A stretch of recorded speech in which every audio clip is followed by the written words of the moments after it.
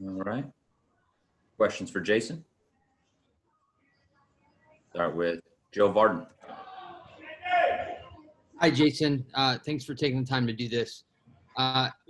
It seems to me that the Celtics and the Raptors are the two teams who are discussing an actual boycott of games. You would know better than me if that's true, or if players on other teams are also discussing this. And if they aren't, why is it that it's just your two teams discussing this? It's an active discussion. Obviously, it started with the Raptors, and obviously that's what we're playing. And it's been talked about with other guys on other teams.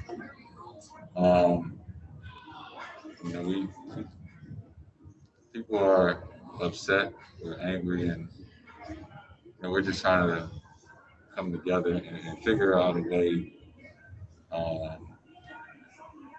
how we can do something. And obviously, people are going to say, "Well, what is sitting out? What is that going to do?" Obviously, we set out, a game or the rest of the playoffs. That we understand how big of an impact that will have. Everybody's going to have to talk about it. Continue to raise awareness. We don't want to just keep playing and forget about what's going on in the outside world, because it's affecting us. It's affecting everybody, and we're more than just basketball players. We're people, and we have these raw emotions and feelings. Question in person, Kyle Goon. Grant was talking to us about sort of how you guys have been talking about, well, you feel like there's more that can be done. Also sort of balancing the idea that the NBA and going further in the playoffs maybe gives you a bigger platform. How do you kind of suss that out? And what have you guys talked about as a team that stood out to you on that front? I mean, it's something we're still talking about. We're just trying to get the message across that we're more than basketball players. It's bigger than basketball, and obviously basketball gives us a unique platform to use. Because obviously we have a lot of influence on people and what we do and what we say and what we promote, and we know the impact that we have, and we try to figure out the best way to use that. Gerard Blakely. Yeah, hey, Jayson, I asked Grant the same question a few minutes ago. I want to ask you as well. While you guys are in the bubble, there's a certain amount of patience that you guys obviously don't really have much of a choice but to have as far as trying to bring about systemic change and being actively engaged in that. And I wanted to hear from your perspective, how challenging is it to be patient with that process, but yet still be active and engaged, trying to move that process forward? And that's something we talk about every day, because it's tough because we're in a bubble. We can't leave. As much as we would love to go back to our communities and stand with our people, we're in this bubble and kind of isolated from everybody else, and I think that is very frustrating. A lot of players have voiced that. I know some guys have talked about going home, to be there instead of kind of being isolated. Chris Gasper. Jayson, can you hear me? Yeah. Okay. I just want to ask you, do you feel like whatever you guys try to do in these incredibly disheartening and challenging times, you will do it together with the Raptors, or do you feel like the Raptors will make their decision and you guys as a team will make your own decision? I mean, again, we're trying to figure that out today. And if certain guys, certain individuals, make their own decision, that's perfectly fine.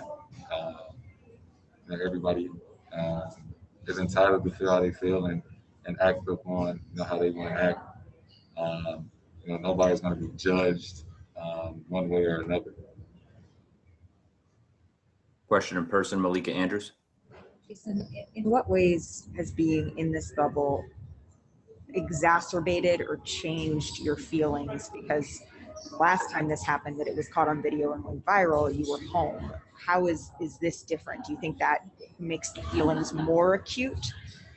I think what's different is obviously, the first incident that happened a couple months ago, I think guys were able to, be on front lines, be seen, be in their communities, in their homes, their neighborhoods.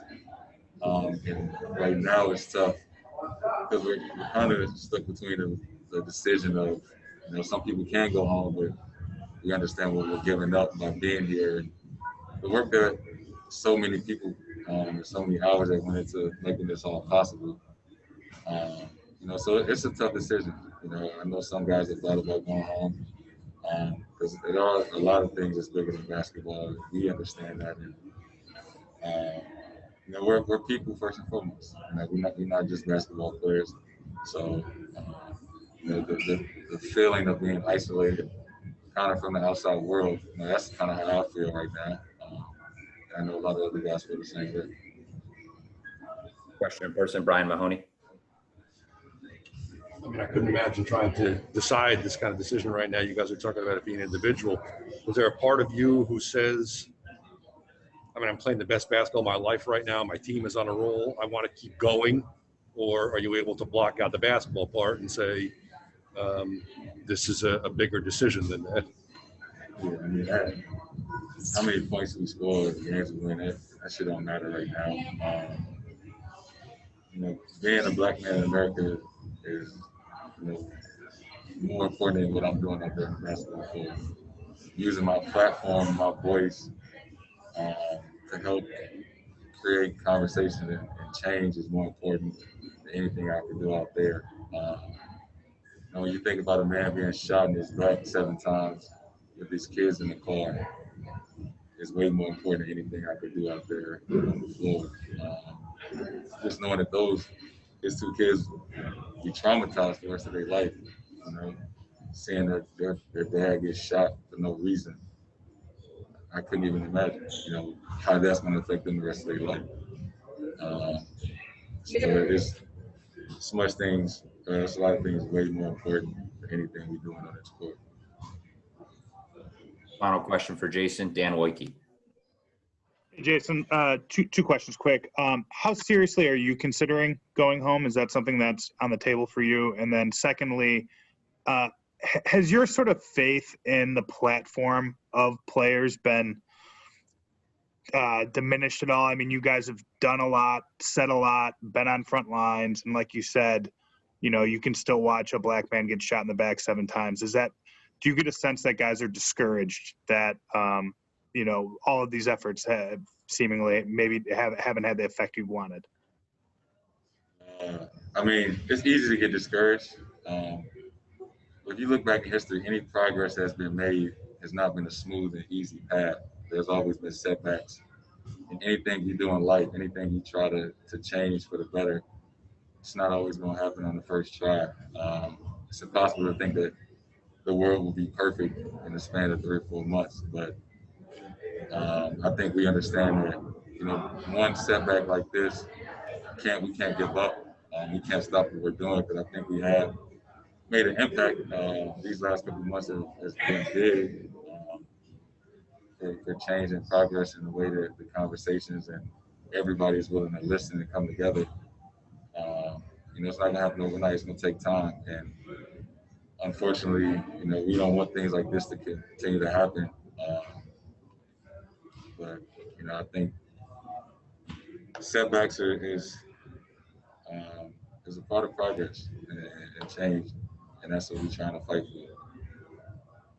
Jayson, thank you very, very much for the time. We'll wrap it right there.